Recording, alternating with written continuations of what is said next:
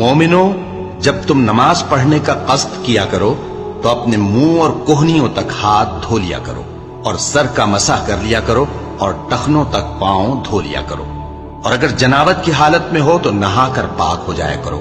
اور اگر بیمار ہو یا سفر میں ہو یا کوئی تم میں سے بیت الخلا سے ہو کر آیا ہو یا تم نے عورتوں سے مقاربت کی ہو، پھر تمہیں پانی نہ مل سکے تو پاک مٹی لو اور اس سے منہ اور ہاتھوں کا مسح یعنی تیمم کر لو۔ اللہ تم پر کسی طرح کی تنگی نہیں کرنا چاہتا،